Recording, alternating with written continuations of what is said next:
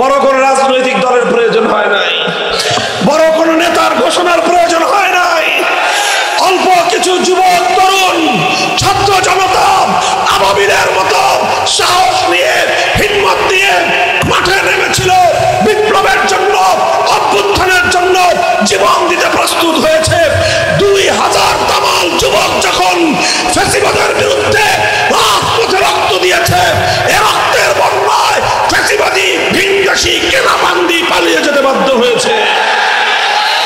2000 দামাল সন্তানের রক্তের উপর দিয়ে যদি একটা ফ্যাসিবাদকে হটানো যায়, এভাবে যদি আমরা প্রস্তুত হই, এ মাটি যদি বিপ্লবের জন্য উর্বর হয়ে ওঠে, আর মুসলমানরা যদি আল্লাহর কোরআনের শাসন ব্যবস্থা কায়েম করবার জন্য বিপ্লব করতে প্রস্তুত হয়, আল্লাহর কসম খেয়ে বলি 2000 নয়, প্রয়োজনে 20,000 নয়, প্রয়োজনে 2 লক্ষ তাজা প্রাণ শহীদ ঈদগাহে যদি জমায়েত হতে পারে, বাংলার মাটিতে তাগুতি শাসন উৎখাত হয়ে আল কোরআনের রাজ কায়েম হবে। মুহতারাম হাজিরিন, এটা তো 15 বছরের জগদ্দল পাথর ছিল, আর তাগুতি শাসন 268 বছর। কত বছর? 268 বছরের এই পাথর বুকের উপর চেপে বসে আছে। এটাই ফ্যাসিবাদী স্বৈরাচারী চেয়ার অনেক বড় বোঝা, অনেক বড় অন্যায়, অনেক বড় জুলুম। এটা কুফর, এটা তাগুতি শাসন ব্যবস্থা। কোন মুসলমান এক মুহূর্তের জন্য হাসি মুখে এই তাগুতি ব্যবস্থাকে মেনে নিতে পারে না। কাজে আসুন, আমি আপনাদেরকে আহ্বান জানাই, আপনারা প্রস্তুত হন। ইনশাআল্লাহ সারা পৃথিবীর রং পরিবর্তন হওয়া শুরু হয়েছে। খোরাসানের মুসলমানরা পৃথিবীর বিশ্বজয়ী শক্তিকে পরাস্ত করে আল্লাহর কোরআনের শাসন কায়েম করেছে।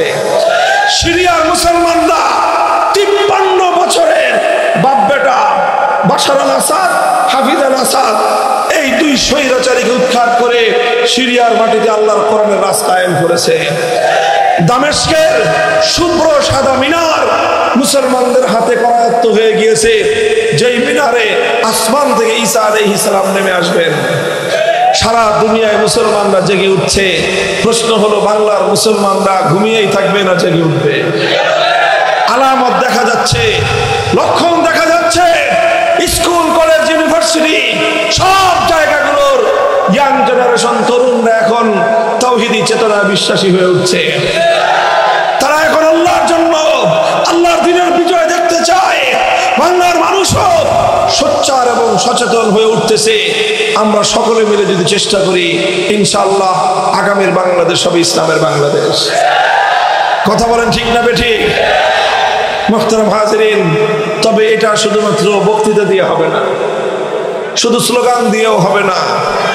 এটার জন্য আমাদের সকলকে পরিশ্রম করতে হবে, দাওয়াতি কাজ করতে হবে, দাওয়াতি মেহনত করতে হবে, ঘাম ঝরানো মেহনত করতে হবে। মানুষকে বোঝাতে হবে যে আর কতদিন ব্রিটিশের গোলামি করবা। আমরা বলি, মুখে বলি স্বাধীন স্বাধীন স্বাধীন, 16ই ডিসেম্বর স্বাধীনতা দিবস পালন করি, বিজয় দিবস পালন করি, কিন্তু আসলে একটা মানচিত্র আর একটা পতাকা ছাড়া আমরা আর কোনো স্বাধীনতা পাই নাই।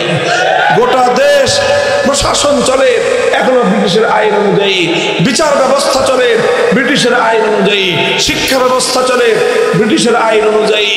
কাজেই দেশ স্বাধীন হয়েছে, জাতি স্বাধীন হয় না। পতাকা স্বাধীন হয়েছে, আমরা জাতি হিসেবে এখনো স্বাধীন হই নাই। কাজে একটা স্বাধীন জাতি প্রতিষ্ঠা করবার জন্য আমরা সকলে মেহনত করতে প্রস্তুত। প্রথমে ঘাম ঝরানো মেহনত করতে হবে, এরপরে অশ্রু, চোখের অশ্রু দিয়ে আল্লাহর সাহায্য চাইতে হবে। ঘাম আর অশ্রু দিয়ে যখন আমরা মেহনত করব, আল্লাহর কাছে সাহায্য চাইব, তখন এক সময় এই জমিন বিপ্লবের জন্য উপযুক্ত হয়ে উঠবে। আর যখন বিপ্লবের জন্য উপযুক্ত হবে, তখন আর শুধু ঘাম আর অশ্রু দিয়ে কাজ হবে না, তখন সেই উর্বর মাটিতে বুকের তাজা রক্ত, শাহাদাতের রক্ত দিতে হবে।